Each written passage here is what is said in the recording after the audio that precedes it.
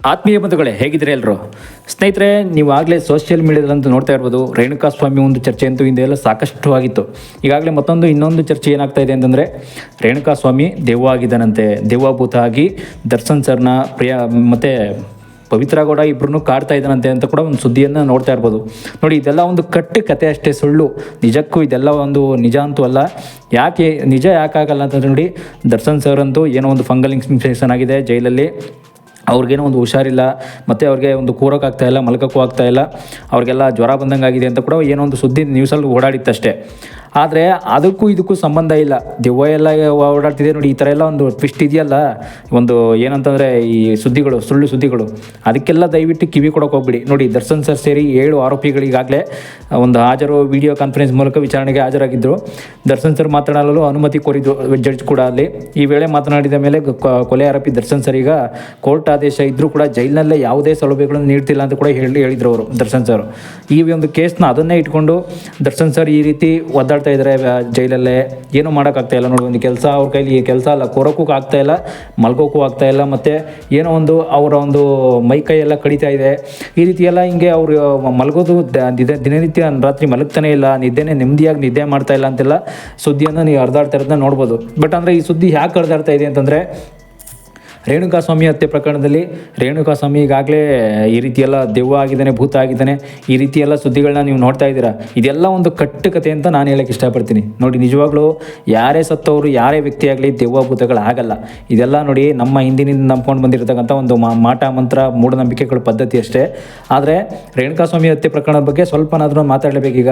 ನೋಡಿ, ರೇಣುಕಾಸ್ವಾಮಿ ಕೊಲೆ ಕೇಸ್ನ ಬಗ್ಗೆ ಪ್ರಮುಖ ಆರೋಪಿ ದರ್ಶನ್ ಸರಿ ಇದೀಗ ಜೈಲು ವಾಸದಲ್ಲಿದ್ದಾರೆ, ನಿಜ. ನೋಡಿ, ಸುಪ್ರೀಂ ಕೋರ್ಟು ಜಾಮೀನು ರದ್ದು ಮಾಡಿದ ನಂತರ ನಟ ದರ್ಶನ್ಗೆ ಜೈಲೇ ಗತಿಯಾಗಿದೆ. ಮತ್ತು ಇನ್ನೊಂದಷ್ಟು ವಿಚಾರ ತಿಳ್ಕೊಳ್ಳೋಕೆ ಮುಂಚೆ ನಮ್ಮ ಚಾನಲ್ ಫಸ್ಟ್ ಟೈಮ್ ನೋಡ್ತಾ ಇದ್ದರೆ ದಯವಿಟ್ಟು ಸಬ್ಸ್ಕ್ರೈಬ್ ಮಾಡಿ ನೋಡಿ. ಸದಾ ಹೀಗೆ ನಿಮ್ಮ ಬೆಂಬಲ ಇರಲಿ ಅಂತ ಕೇಳ್ಕೊತೀನಿ. ಸ್ನೇಹಿತರೆ, ಇದೀಗ ಕೊಲೆ ಪ್ರಕರಣಕ್ಕೆ ಸಂಬಂಧಿಸಿದಂತೆ ದರ್ಶನ್ ಸರ್ ಸೇರಿ ಎಲ್ಲ ಆರೋಪಿಗಳಿಗೆ ನೋಡಿ ಕೋರ್ಟ್ನಲ್ಲಿ ಟ್ರಯಲ್ ಆರಂಭವಾಗ್ತಾ ಇದೆ. ಜಡ್ಜ್ ಕೂಡ ಅಲ್ಲಿ ಒಂದು ಅವ್ರ ಹತ್ರ ಮಾತಾಡ್ತಾ ಇದ್ದಾರೆ, ದರ್ಶನ್ ಸರ್ ಹತ್ರ. ಏನಂತ ಮಾತಾಡ್ತಾ ಇದ್ದಾರೆ, ಇಂದಿನಿಂದ ಕೋರ್ಟ್ನಲ್ಲಿ ಪರಪ್ಪನಗರ ಜೈಲಿನಿಂದ ವಿಡಿಯೋ ಕಾನ್ಫರೆನ್ಸ್ ಮೂಲಕ ಕೂಡ ನಟ ದರ್ಶನ್ ಸರ್ ಮತ್ತು ಸಹಚರರು ಕೂಡ ಹಾಜರಾಗಿದ್ದರು. ಈಗಾಗಲೇ ದರ್ಶನ್ ಸರ್ ಪರ ವಕೀಲರು ಕೂಡ ಒಂದು ಪ್ರಕರಣದಿಂದ ದರ್ಶನ್ ಅವರನ್ನು ಕೈ ಬಿಡುವಂತೆ ಕೂಡ ಒಂದು ಡಿಸ್ಚಾರ್ಜ್ ಅರ್ಜಿಯನ್ನು ಕೂಡ ಒಂದು ಮನವಿ ಪತ್ರವನ್ನು ಸಲ್ಲಿಸಿದ್ರು. ಇದೀಗ ಒಂದು 64 ಸೆಷನ್ಸ್ ಕೋರ್ಟ್ನಲ್ಲಿ ಕೂಡ ಒಂದು ವಿಚಾರಣೆ ಆರಂಭವಾಗುತ್ತಿದ್ದಂತೆ ದರ್ಶನ್ ಪರಪ್ಪನಗರ ಜೈಲಿಂದ ಅದು ಒಂದು ವಿರುದ್ಧನೇ ಕೋರ್ಟ್ನಲ್ಲಿ ಮತ್ತೆ ದೂರು ನೀಡಿದ್ದಾರೆ ಅಂತ ಒಂದು ಸುದ್ದಿ ಕೇಳಿಬಂತು. ದರ್ಶನ್ ಸೇರಿ 7 ಆರೋಪಿಗಳು ಒಂದು ವಿಡಿಯೋ ಕಾನ್ಫರೆನ್ಸ್ ಮೂಲಕ ವಿಚಾರಣೆಗೆ ಹಾಜರಾಗಬೇಕಾಗಿತ್ತು ಅಂತ ಒಂದು ಮನವಿ ಪತ್ರ. ಆದರೆ ದರ್ಶನ್ ಸರ್ ಮಾತನಾಡಲು ಒಂದು ಅನುಮತಿ ಕೂಡ ಕೋರ್ಕೊಂಡಿದ್ರು. ನೋಡಿ, ದರ್ಶನ್ ಸರ್ ಜಡ್ಜ್ ಹತ್ರ ಏನು ಕೇಳ್ಕೊಂಡಿದ್ರು ಅಂದರೆ, ದಯವಿಟ್ಟು ನನಗಂತೂ ಇರೋಕ್ಕಾಗ್ತಾ ಇಲ್ಲ, ದಯವಿಟ್ಟು ಬೇಲ್ ಕೊಟ್ಬಿಡಿ ಅಂತ ಕೂಡ ಕೇಳ್ಕೊಂಡಿದ್ರು. ಮತ್ತು ಒಂದು ತೊಟ್ಟು ವಿಷ ಕೊಟ್ಬಿಡಿ ಅಂತ ಕೂಡ ಕೇಳ್ಕೊಂಡಿದ್ರು ಅಂತಕೊಂಡು ಒಂದು ಸುದ್ದಿಯನ್ನು ನಾವು ಕೇಳಿರ್ಬೋದು. ಆದರೆ ಆ ಸುದ್ದಿನೂ ಕೂಡ ನಿಜನಾ ಇಲ್ವಾ ಅಂತ ಕೊಡೋದು ನೆಕ್ಸ್ಟ್ ವೀಡಿಯೋದಲ್ಲಿ ತಿಳಿಸ್ಕೊಡ್ತೀನಿ. ನೋಡಿ, ದರ್ಶನ್ ಸರ್ ಅಂತೂ ಬದುಕೋಕ್ಕಾಗ್ತಾ ಇಲ್ಲ, ನನಗೊಂಚೂರು ವಿಷ ಕೊಟ್ಬಿಡಿ ಅಂತ ಕೂಡ, ಅಂದರೆ ಜೈಲಲ್ಲಿ ನನಗೆ ಬದುಕೋಕೆ ಆಗ್ತಾ ಇಲ್ಲ, ನೆಮ್ಮದಿ ಇಲ್ಲ ಅಂತ ಕೂಡ ಒಂದು ಜಡ್ಜ್ ಹತ್ರ ಮಾತಾಡಿದರು. ಆದರೆ ಜಡ್ಜ್ ಇದಕ್ಕೆ ಪ್ರತಿಕ್ರಿಯೆ ಏನು ಕೊಟ್ಟಿದ್ರು ಅಂತಂದರೆ, ನೋಡಿ ದರ್ಶನ್ ಅವರೇ, ಆ ರೀತಿ ಎಲ್ಲ ಮಾತಾಡಬಾರ್ದು, ನ್ಯಾಯಾಧೀಶರು ಹೇಳ್ದಂಗೆ ಕೇಳಿ, ಯಾಕೆಂದರೆ ಇನ್ನೂ ಶಿಕ್ಷೆ ಕಡಿಮೆ ಆಗೋಂಗೆ ಆಗುತ್ತೆ ಅಂತ ಕೂಡ ಒಂದು ವಿಚಾರಣೆಯಲ್ಲಿ ಹೇಳಿದರು. ನೋಡಿ, ಜೈಲಿನ ವಿರುದ್ಧ ದರ್ಶನ್ ಸರ್ ದೂರು ಏನಂತಂದರೆ, ನ್ಯಾಯಾಲಯದ ವಿಚಾರಣೆ ಮಾತನಾಡಿದ ದರ್ಶನ್ ಸರ್ ಕೋರ್ಟ್ ಆದೇಶದಂತೆ ಯಾವುದೇ ಫೆಸಿಲಿಟಿ ಕೊಟ್ಟಿಲ್ಲ ಅಂತ ಕೂಡ ಕೇಳ್ಕೊಂಡಿದ್ದಾರೆ. ಅಲ್ಲಿ ಪೊಲೀಸರು, ಜೈಲಧಿಕಾರಿಗಳು ಅಂತ ನಾವೇನು ಕರಿತೀವಿ, ಅವರು ಕೂಡ ಒಂದು ವಾಗ್ದಾನ ಏನು ಕೊಡ್ತಾ ಇರೋದು ಅಂತಂದರೆ, ಈ ರೀತಿ ಯಾವುದೇ ಫೆಸಿಲಿಟಿ ಕೊಟ್ಟಿಲ್ಲ ಅಂತ ಕೋರ್ಟ್ಗೆ ಹೇಳ್ತಾ ಇದ್ದಾರೆ ದರ್ಶನ್ ಸರ್ ಹೇಳ್ತಾ ಇರೋದು. ಅಂದರೆ ಜೈಲಧಿಕಾರಿಗಳ ವಿರುದ್ಧನೇ. ಯಾಕೆಂದರೆ ಕೆಲವು ಜೈಲಧಿಕಾರಿಗಳು ಕೂಡ ಏನೊಂದು ಪದೇ ದರ್ಶನ್ ಸರ್ನ ಏನೋ ಒಂದು ಕಾಲೆಳಿಬೇಕು ಅನ್ನೋ ಪ್ರಯತ್ನ ಮಾಡೇ ಇರ್ತಾರೆ, ಇಲ್ಲ ಅಂತಲ್ಲ. ನೋಡಿ, ವಾಕಿಂಗ್ ಮಾಡಲು ಸರಿಯಾದ ಒಂದು ಸಮಯ ಒಂದು ಅವಕಾಶವನ್ನು ಕೂಡ ಕೊಡ್ತಾ ಇಲ್ಲ, ಟೈಮೇ ಕೊಡ್ತಾ ಇಲ್ಲ. ಅಲ್ಲಿ ವಾಕಿಂಗ್ ಮಾಡಲು ಒಂದು 25ರಿಂದ 3 ಇಂಟು ಜಾಗ ಕೂಡ ಅಲ್ಲಿ ನೀಡಿದ್ದಾರೆ. ಈ ಜಾಗದಲ್ಲಿ ಸರಿಯಾಗಿ ಒಂದು ಬಿಸಿಲು ಕೂಡ ಇಲ್ಲ.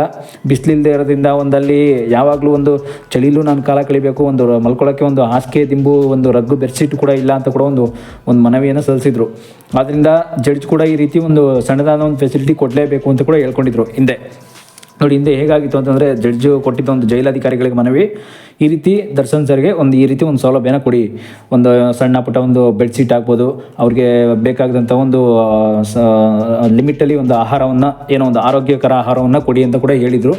ಆದರೆ ಏನಾಯಿತು ಅಂತಂದರೆ ನೋಡಿ ಸ್ನೇಹಿತರೆ, ಯಾಕೆಂತಂದರೆ ಜೈಲಧಿಕಾರಿಗಳು ಹೇಳಿದ ತಕ್ಕನಾಗಿ ನಡ್ಕೋತಾ ಇದ್ದಾರೆ ಇಲ್ಲ ನಡ್ಕೊಳ್ತಾ ಇಲ್ವಾ ಅಂತಕ್ಕಂಥದ್ದು ಒಂದು ಸುದ್ದಿ ಆಗುತ್ತೆ ನೋಡಿ. ಈಗಾಗಲೇ ರೇಣುಕಾಸ್ವಾಮಿ ಕೇಸ್ ಅಂತೂ ಕೂಡ ಹಿಂದೆ ಎಲ್ಲ ಎಷ್ಟು ಹಬ್ಬ ಬಿಟ್ಟಿದೆ, ಎಷ್ಟು ಹರಡ್ತಾ ಇದೆ. ಅದರಲ್ಲೂ ಕೂಡ ಈ ದೇವುದು ಕೇಸ್ ಅಂತ ಇನ್ನೊಂದು ಹೊಸ ವಿಚಾರ ತೆಗಿತಾ ಇದ್ದಾರೆ. ನಿಜಕ್ಕೂ ಇದೆಲ್ಲ ಹೊಸ ವಿಚಾರ, ಶುದ್ಧ ಸುಳ್ಳು ಅಂತ ಕೂಡ ಹೇಳೋಕ್ಕೆ ಇಷ್ಟಪಡ್ತೀನಿ. ಯಾಕೆಂತಂದರೆ ರೇಣುಕಾಸ್ವಾಮಿ ಅಂತೂ ನೋಡಿ, ರೇಣುಕಾಸ್ವಾಮಿ ಮಾತ್ರ ಅಲ್ಲ, ಎಲ್ಲ ಯಾರೇ ಆಗಲಿ, ನಾನೇ ಆಗಲಿ, ನೀವೇ ಆಗಲಿ, ಸತ್ತ ಮೇಲೆ ನಾವು ಯಾವ ಸ್ವರ್ಗಕ್ಕೂ ಹೋಗಲ್ಲ, ನರ್ಕಕ್ಕೂ ಹೋಗಲ್ಲ.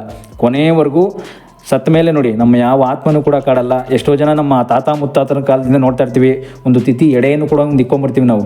ಒಂದು ಅವ್ರಿಗೆ ತಿಥಿ ಮಾಡಿ ಏನೋ ಹಾಲು ತುಪ್ಪ ಮಾಡಿ ಎಡೆಯನ್ನು ಇಕ್ಕೊಂಡು ಬರ್ತೀವಿ. ಒಂದು ಏನೋ ಪಿತೃಪಕ್ಷ ವಂಶಾವಳಿ ಅಂತ ಕೂಡ ಒಂದು ಏನೋ ಕರಿತೀವಲ್ಲ, ಅಜ್ಜಿ ತಾತಂಗೆ ಎಡೆ ಇಕ್ಕೊಂಬರ್ತಕ್ಕಂಥ ಒಂದು ಸಂಪ್ರದಾಯ ಅಷ್ಟೇ. ಹಿಂದಿನಿಂದ ನಮ್ಮ ನಡ್ಕೊಂಡ್ಬಂದಿರ್ತಕ್ಕಂಥ ಒಂದು ಮೂಢನಂಬಿಕೆ.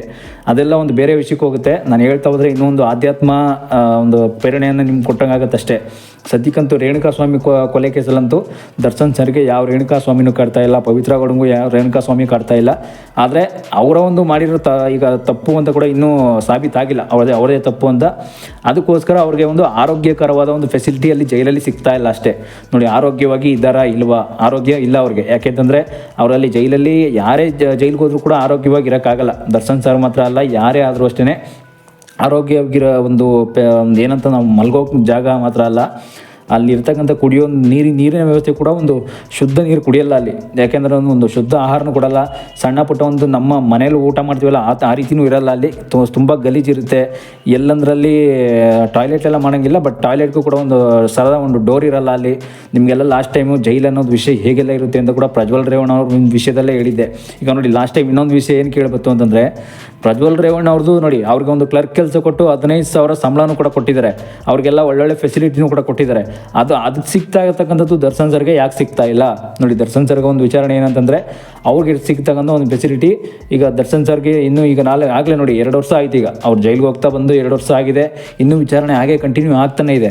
ಇದು ಇನ್ನೂ ಹೋಗ್ತಾ ಇನ್ನೂ 3 ವರ್ಷ ದರ್ಶನ್ ಸರ್ಗೆ ಬೇಲ್ ಸಿಗಲ್ಲ, 3 ವರ್ಷ ಜೈಲಲ್ಲೇ ಕೊಳಿಬೇಕಾಗತ್ತೆ ಅಂತ ಕೂಡ ಎಷ್ಟೋ ಜನ ಲಾಯರ್ಗಳು ಕೂಡ ಹೇಳ್ಕೊಂಡಿದ್ರು. ಇದೇ ರೀತಿ ಇದೇ ಒಂದು ಕೇಸನ್ನು, ರೇಣುಕಾಸ್ವಾಮಿ ಕೇಸ್ ಏನಿದೆ ಈ ರೀತಿ ಇದ್ರ ಬಗ್ಗೆ ಸ್ವಲ್ಪ ತುಂಬ ಸ್ಟಡಿ ಮಾಡಿದರು. ಎಷ್ಟೋ ಜನ ಲಾಯರ್ಗಳು ಕೂಡ ಈ ರೀತಿಯೇ ದರ್ಶನ್ ಸರ್ ಬಗ್ಗೆನೇ ಒಂದು ಎಷ್ಟೆಷ್ಟು ಚುಚ್ಚಿ ಮಾತಾಡಿದ್ರು ಅಂತ ನಾವು ನೋಡ್ಬೋದು. ನೋಡಿ, ದರ್ಶನ್ ಸರ್ ಒಂದು ಕಸ್ಟಡಿ ಅಂತ ಈಗ ಏನಾಗುತ್ತೆ ಅಂತಂದರೆ ಕಾನ್ಫರೆನ್ಸ್ ಮೂಲಕ ಕೋರ್ಟ್ಗೆ ಹಾಜರಾಗಬೇಕು ಅಂತ ಕೂಡ ಹೇಳ್ಕೊಂಡಿದ್ದಾರೆ.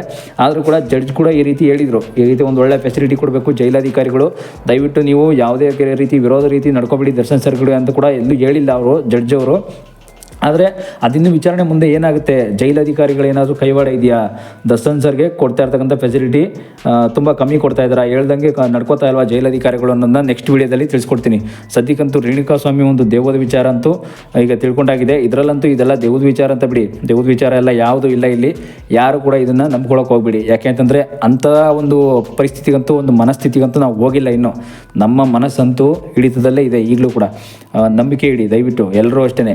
ಯಾರು ಈ ರೀತಿ ದೆವ್ವಾಭೂತಗಳನ್ನೆಲ್ಲ ಈ ಕಾಲದಲ್ಲಿ ಕೂಡ ನಂಬಕ್ಕೆ ಹೋಗ್ಬಿಡಿ, ಅದೆಲ್ಲ ಯಾವುದೂ ಇಲ್ಲ. ಯಾಕೆಂತಂದರೆ ಇದೆಲ್ಲ ನಮ್ಮ ಹಿಂದಿನಿಂದ ನಂಬ್ಕೊಂಡು ಬಂದಿರೋ ಒಂದು ತಾತ ಅಜ್ಜಿ ಕಾಲದಿಂದ ಬಂದಿರತಕ್ಕಂಥ ಮೂಢನಂಬಿಕೆ ಪದ್ಧತಿ ಅಷ್ಟೇ.